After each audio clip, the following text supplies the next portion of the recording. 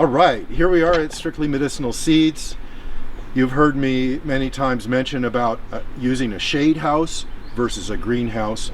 Shade house for growing shade-loving plants like things like black cohosh, blue cohosh, wild yam, bloodroot, wild geranium, even ramps. These kinds of forest-related medicinal herbs do really well when you give them some shade, and they burn out fast if you grow them straight in a greenhouse or outdoors without any shade. They are tree companions. They're companions to trees.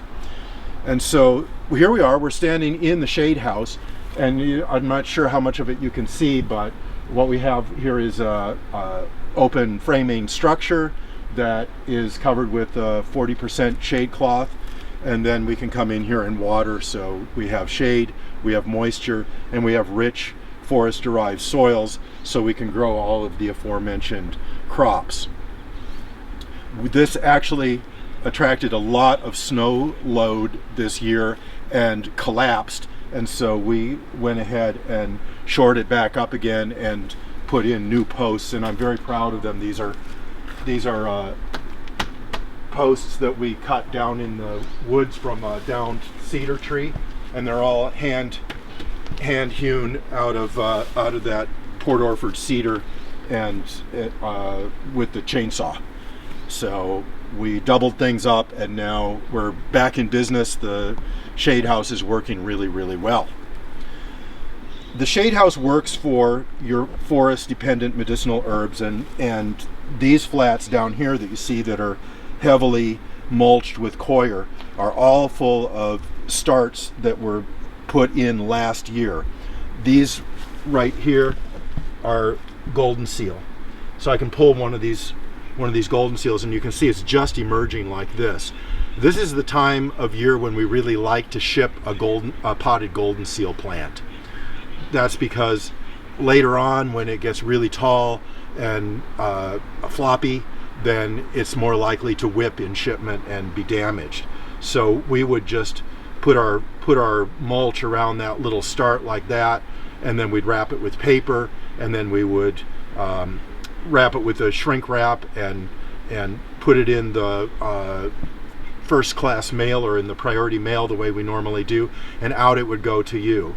So I thought I would demonstrate how to work with a Goldenseal or a black cohosh or blue cohosh or what have you, one of that class of herbs, when you receive it, and show you how to do a simple transplant. You would have a couple of options. One would be to go into a gallon pot and grow it on in a gallon pot in a shade context for another year. That would be very good, because it would be this incremental kind of growth that works really well in gardening. You go from a small pot to a larger pot, and then after that one grows for a year and it goes dormant again, then you would transplant that out to the final location in the shade garden or in the woodlands. So let's go ahead and transplant a couple of these Goldenseals into gallon pots. So I'm going to take them over here to my potting soil, and we're out in the sun here, but we're only going to be here for a minute, so it really doesn't matter. And this is a gallon pot. The potting soil is our own special mix. It has a lot of sand and loam. It has some compost. It has some coir, maybe a little bit of peat moss. So you fill that pot all the way up to the top. And in fact, you can kind of tamp it down a little bit and make sure that the soil level isn't going to fall right away, because you want to keep all your plants up right at the rim of the pot. And then you depot your Goldenseal, and to do that, you give it a little nudge like that, and it comes right out, and you've got your pad of soil and you've got your Goldenseal root in there, and then you just make a hole. Get that grass off of there. You just make a hole in your pot that's about the same size as the pad of soil, and you introduce that in there, just like so. And let's try another one. That one went in a little high, but I'm going to fix that by putting some mulch around it when I'm done. And again, I use that sort of gravity method of getting my potted plant out of the tree band, and in it goes, just like that. Maybe fill a little bit of soil in around. Okay, well, now let's go back in the shade again. The last part of this is going to be to mulch it with coir all around, because you know, in the forest, then the trees are going to provide the mulch, aren't they? Because they're going to drop their leaves onto the ground, and those are going to slowly deteriorate into the soil and create humus. So there you go. That's a really nice transplant. Now we can just leave this in the shade house. Of course, I'll put a label on it. I put these indelible labels on everything. That one says Goldenseal. That was appropriate since it was Goldenseal that we took out of that flat. And this shade house is good for other things as well. It's good for planting your fresh seeds in the fall, seeds that don't germinate right away, the sort of cold soil germinators, or the long-winded germinators that may take 6 months or 9 months to come up. The ones that you plant in the fall and germinate in the spring.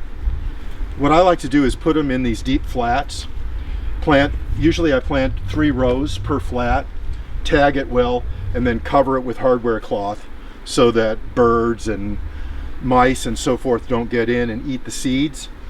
So right here we have one of those flats. You can see how I had it covered with the hardware cloth, and I'll lift it up and show you. This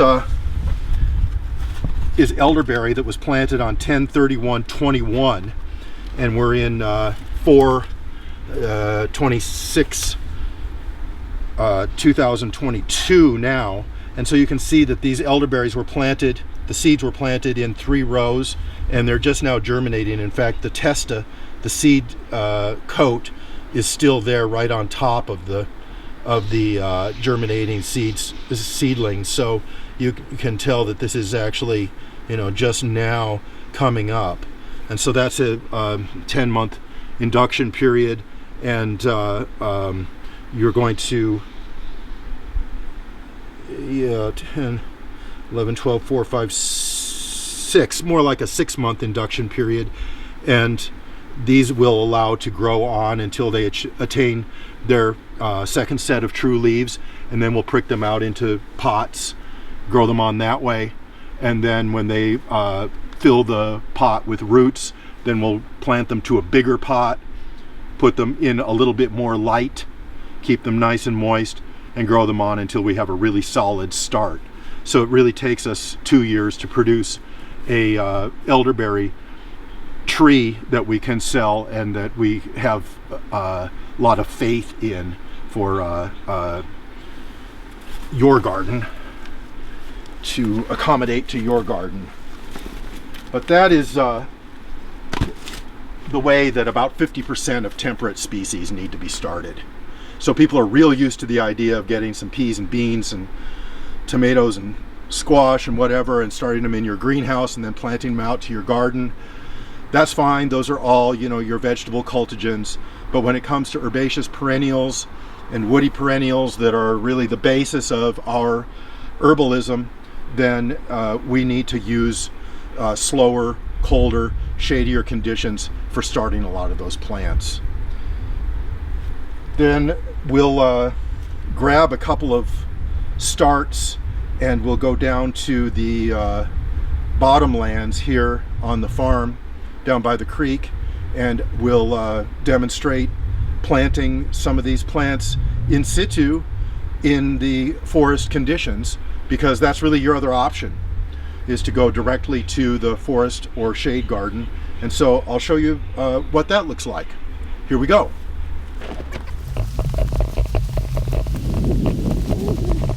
I'm going to lead you down through the copper gate.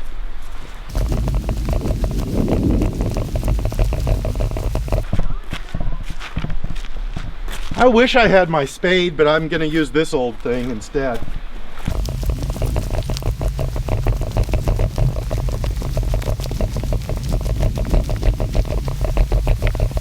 Now as we go down here, you can see by the dandelions that it's early spring, and so hopefully we'll be able to find a few forest medicinals in, let's see here, a few forest medicinals in flower for demo purposes. Maybe we can find some blue cohosh flowers or some bloodroot flowers or something like that. Welcome to Munger's Creek.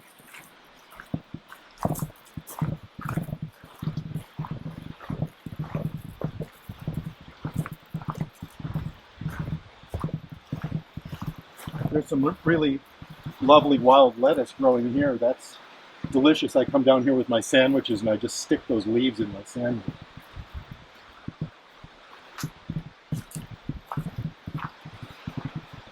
There's a comfrey, there's a true comfrey volunteering there. You can see those nice, almost violet flowers on that one, and that kind of narrow leaf structure that's typical to true comfreys. That's Symphytum officinale, you know.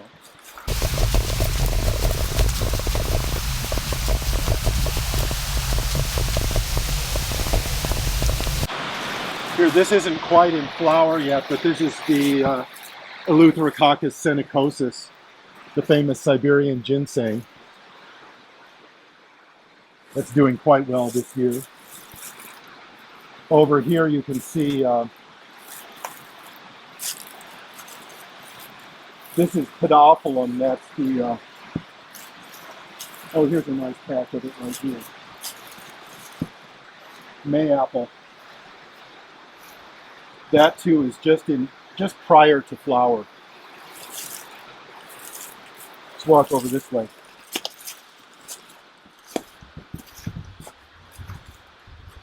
Okay, so here's as promised.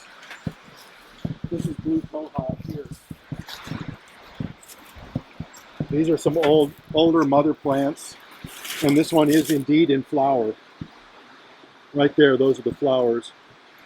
You can see them, they're very intricate. Quite beautiful if you get out like a magnifying glass and check them out.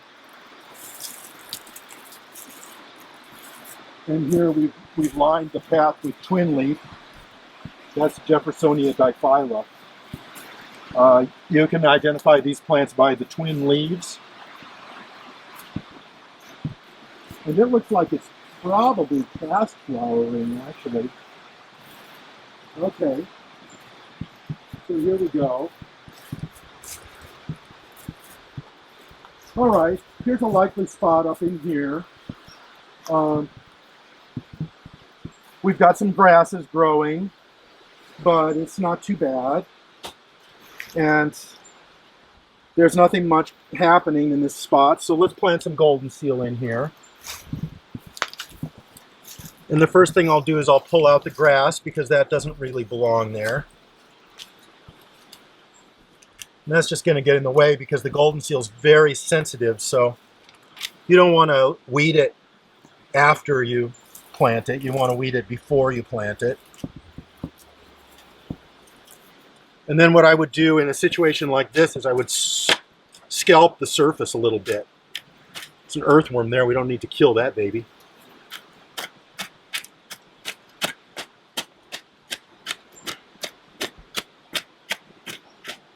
Just scalp the surface a little bit and get all the green off of it. Kind of work it up a little bit. Plants, they love a little disturbance. That's why they get along with humans so well, is because we disturb everything.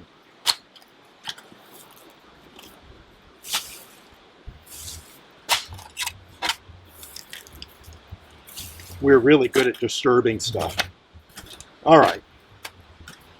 So now, when you go to plant your plant, don't disrupt the soil strata. Just stick your shovel in, like that, and then push it forward, which breaks the soil back, and then get your transplant in the other hand, pull this back, which makes a nice deep hole there. Dangle your plant down in, leave the top of it just at the soil surface, and then work the dirt in around it. And in this case, actually under it as well. And there you have a little Goldenseal all situated. That's going to do just fine. Then you come, you know, in a triangle shape, about 6 or 8 inches over, and you go ahead and do another one.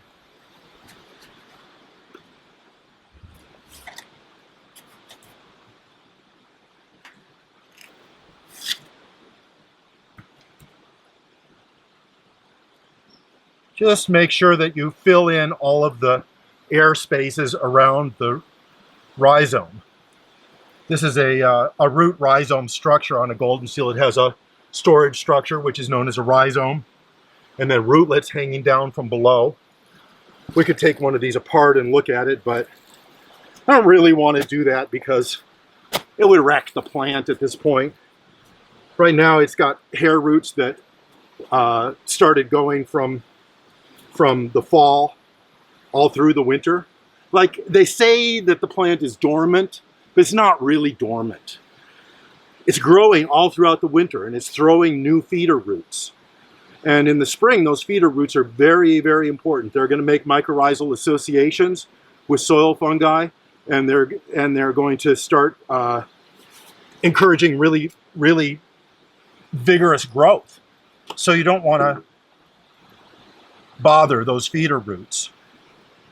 You don't want to open it up and show people what the root rhizome structure looks like. You could go to the website and at strictlymedicinalseeds.com, and you could see pictures of that sort of thing. So you see how we're triangulating here.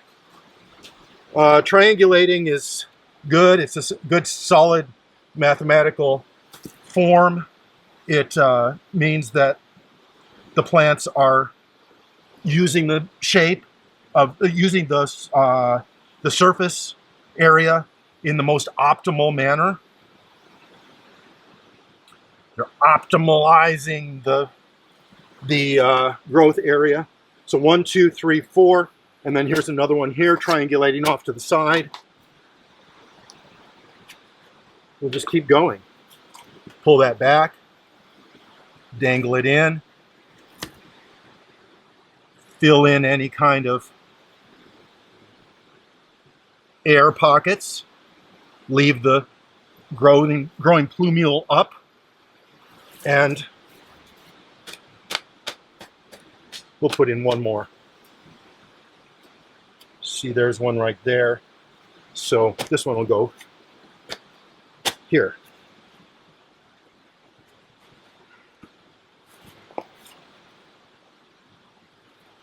And there I go. I've planted my little Goldenseal patch. It only took a few seconds, really. Very efficient.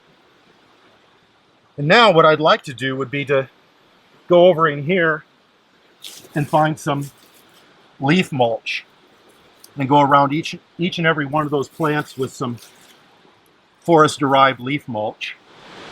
Yeah. And then take my plastic out of the woods. Make sure I leave it nice and clean. A few more sticks. That just says to all human creatures, don't step here.